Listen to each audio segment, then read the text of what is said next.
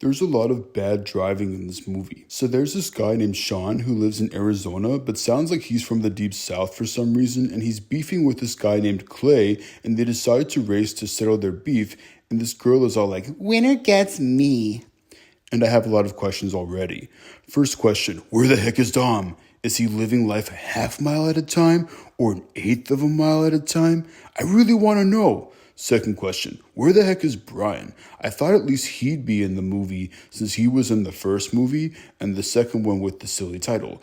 Third question, why isn't this girl more specific about the arrangement? When she says winner gets me, does that mean whichever guy wins gets a smooch?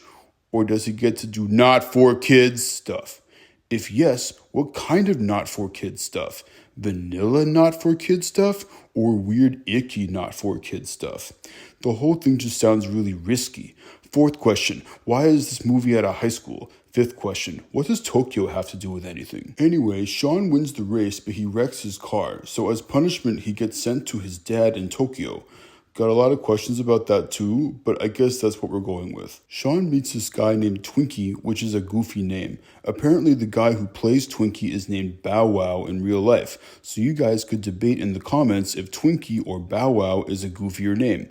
But regardless, the point is that Twinkie introduces Sean to drift racing, otherwise known as being a bad driver on purpose.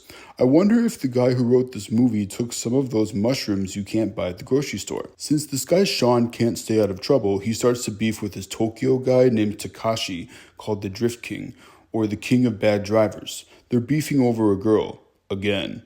This one's named Neela, and she seems to have a little more self-respect than the last one.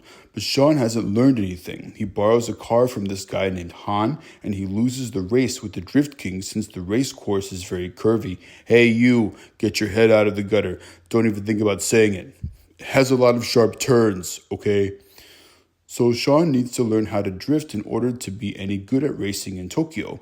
Maybe the lesson of the movie is that what's dumb and pointless in one place can be cool and important in another place, and vice versa.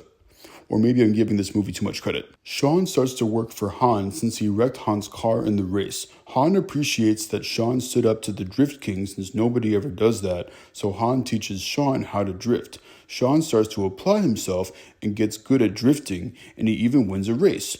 Then Sean starts talking with Neela, and Drift King gets jealous and attacks him. Neela dumps Takashi since being jealous and violent is unattractive. I've got some mixed feelings about this. Neela seems cool, perhaps, but we don't know her very well, and she was just dating the bad guy. When a lady is dating the villain of a movie, and the villain is not hiding that he's a bad guy, then you gotta wonder about the lady's judgment. Just my opinion.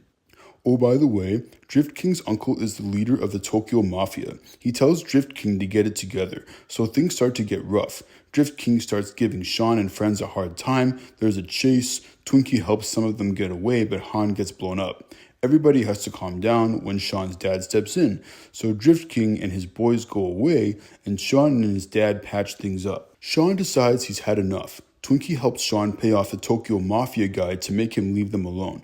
Then Sean challenges Drift King to a race, and whoever loses has to get out of Tokyo. They do a drift race on this crazy road down a mountain, and Sean's been practicing so he wins, and the Drift King accidentally drives off a cliff. Whoops. Oh yeah, the best part is at the very end. Sean is the new Drift King, and he's chilling with Neela and Twinkie and everybody, and then Dom shows up.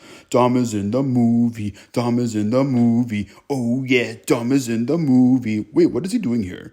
Dom flew across the ocean since apparently he says Han was family. Ooh, maybe they're going to have these movies start to connect with each other so it's not completely random anymore. This movie is kind of weird and almost pointless as a Fast and Furious movie, but as just a movie, I thought it was fun, even if part of the story doesn't make any sense. But that stuff with the girl at the beginning was weird and messed up, and it set the tone that this movie is not for kids.